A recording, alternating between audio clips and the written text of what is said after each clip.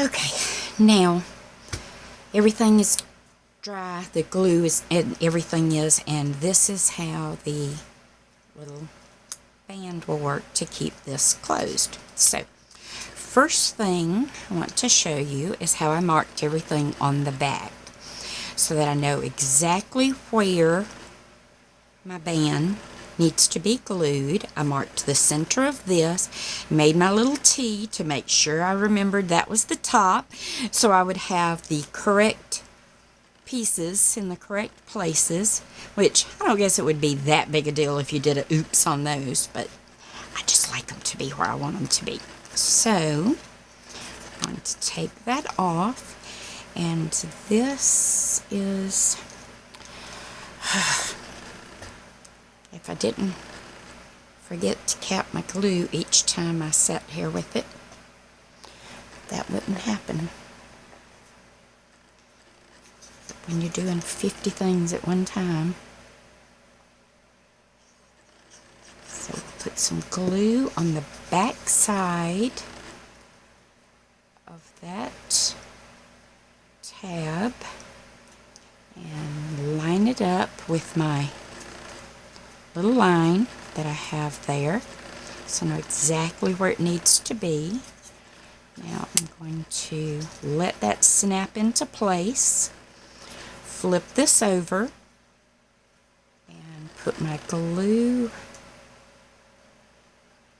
here, then glue that into place. Now my entire waterfall mechanism is ready to go on my page, and I kind of pre-measured this, and I know there's got to be an approximate 1/2 inch top and bottom here, and it's kind of a split difference between 5/8 and 3/4 on either side. So I will take my glue and put it all over the back, and notice I've still got my T at the top, so I don't forget that is the top of my waterfall, so I don't put that part on upside down on the page. I would not be happy.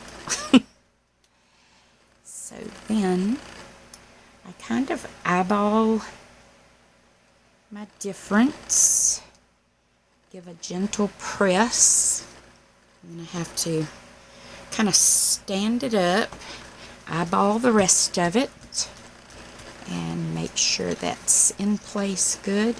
Then raise that up and give it a good burnish on the back side.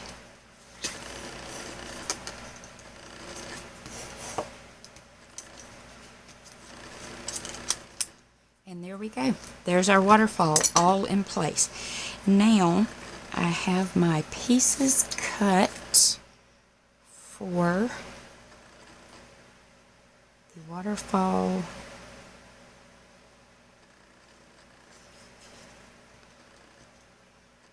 closure, and I just trim these to the size that I needed. And when you make a waterfall, each one of these will be different because each waterfall you make is going to be specific to the book that you're making.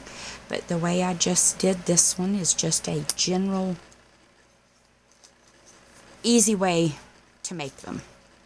Then this little piece, because I cover any and all magnets that I do on things like this, if I'm going to give them away or sell them, because it is so easy for children to be able to pull those little bitty magnets off of a page and put them in their mouths. Next thing you know, they swallow them, and they can cause lots of trouble. So hopefully with it covered, the little boogers won't see them and they'll leave them alone.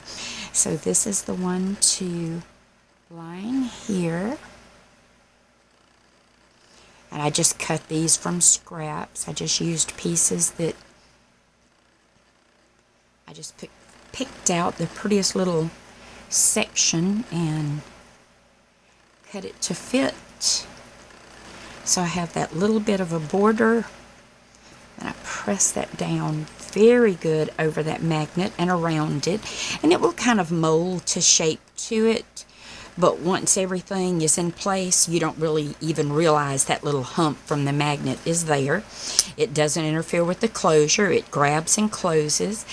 Now, I'm not sure if I'm going to line these pages with any paper or anything. So for right now, I'm just going to leave them as is until I progress further with the rest of the book.